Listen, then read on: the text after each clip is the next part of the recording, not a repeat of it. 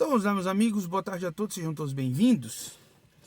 Olha só, é o seguinte, antes de iniciar o conteúdo de hoje, gostaria de convidar vocês para a live que eu irei fazer aqui no canal Psicoeducação às 19 horas. Irei fazer alguns comentários, repercutir a cerimônia de posse do presidente Lula e depois irei abrir para tema livre, vou disponibilizar o link para quem quiser participar. Então apareçam, tá? Às 19 horas aqui no canal Psicoeducação.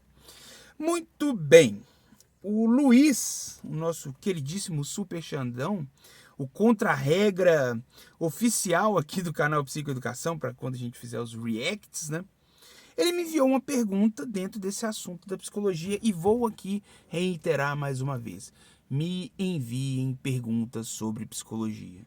Se você tem alguma dúvida, você quer saber alguma coisa, se você tem algum tipo de inquietação, me envie qualquer tipo de natureza de pergunta dessa área, eu saberei. Se não souber te responder, poderei, ao menos saberei te encaminhar, né? Então, o Luiz pergunta aqui, né? O que você acha da AEC, né? Que é a sigla de Análise Experimental do Comportamento, que é uma das tópicas, né? Uma disciplina do behaviorismo. E ele pergunta, você acha que a AEC é mais efetiva que a psicanálise? E aí eu respondo que sim e que não ao mesmo tempo. Por quê? Porque eu, Vitor, eu sou uma espécie de eclético técnico. O que isso significa, né?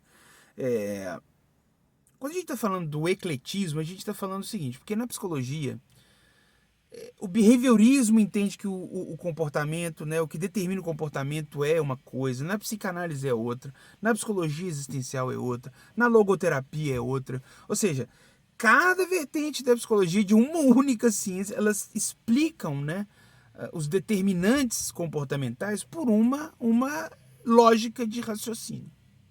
No caso do behaviorismo, pelas 3 bases de variação e seleção por consequência. Ou seja, nosso comportamento ele é um produto da nossa constituição genética, da nossa bagagem ontológica, ou seja, todo o histórico de vivências e experiências que você teve até então, e as práticas da cultura, que a gente também chama de metacontingência.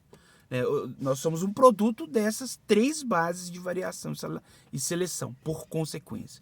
Biogênese, ontogênese e práticas culturais. Já a psicanálise não. A psicanálise ela acredita que nós temos, o nosso comportamento, eles são produtos, né, dos nossos traumas, nossos conflitos de ordem sexual que vem desde a primeira infância.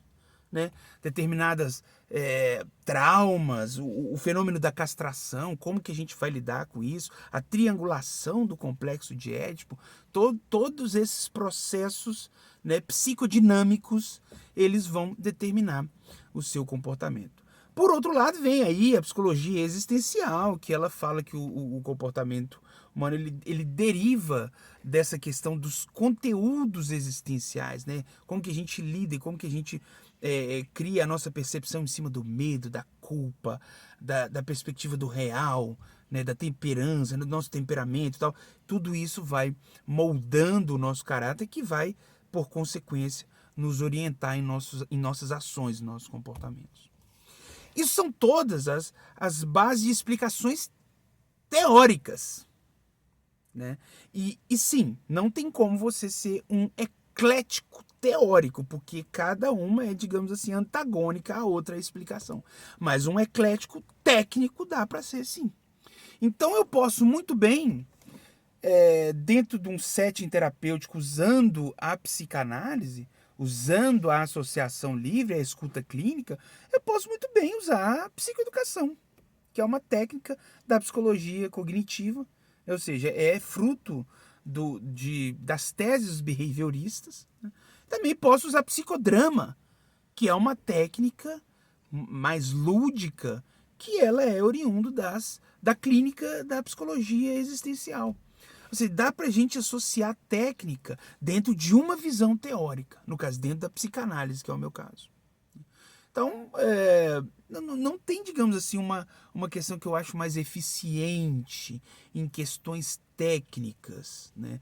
Agora, se eu for colocar dentro da perspectiva teórica, na minha avaliação, eu acho que a psicanálise é uma ancoragem dentro das teses e das explicações, né, do fenômeno psi, que para mim tem muito mais conectividade com aquilo que é o ser humano de modo geral, né, das nossas inquietações psíquicas. Né, o aparelho psíquico que o Freud introduziu, ele é uma explicação fantástica. Vai me desculpar os behavioristas, que muito, sabe, laboratorial demais, mas eu acho que se nós temos a nossa capacidade de abstração, né, o Freud foi um cara que conseguiu ir no topo dessa montanha. E ele conseguiu criar um arcabouço teórico que explica muito bem a origem dos nossos comportamentos. Claro que ele é de um contexto, né, ele é do século XVIII, século XIX,